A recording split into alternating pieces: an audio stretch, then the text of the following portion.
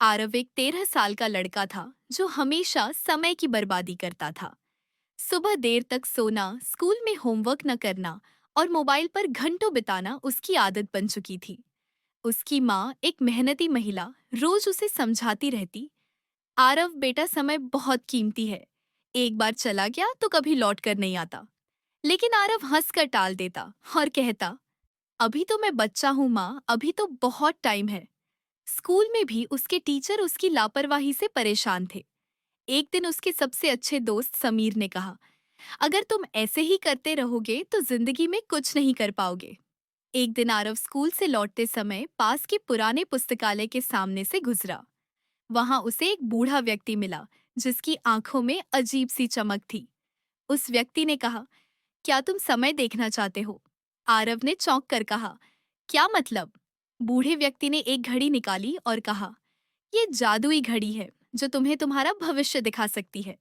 आरव ने उत्सुकता से घड़ी ली और जैसे ही उसने उस पर उंगली रखी, वह बेहोश होकर एक रहस्यमयी जगह पहुंच गया। आरव ने खुद को 25 साल का देखा, एक असफल और निराश व्यक्ति।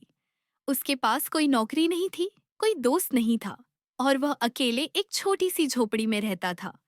वह खुद से कह रहा था, काश मैंने अपने बचपन में समय की कद्र की होती। आरव चौंक गया।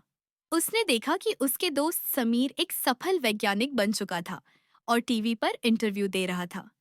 उसके स्कूल के दूसरे दोस्त भी अच्छे जीवन जी रहे थे, लेकिन आरव बस पछता रहा था। अचानक वह फिर से पुस्तकालय के सामने जागा। वह समझ गया कि यह कोई सपना नहीं था, बल्कि एक चेतावनी थी। अब उसने निर्णय लिया कि वह अपना जीवन बदलेगा।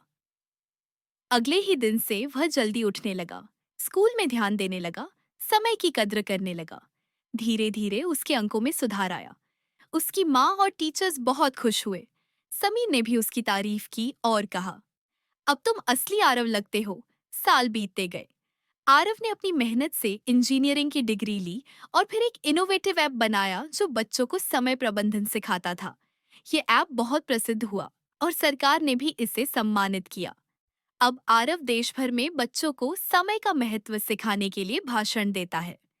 उसने अपनी कहानी को सबक के रूप में लिया और दूसरों को प्रेरित करना शुरू किया।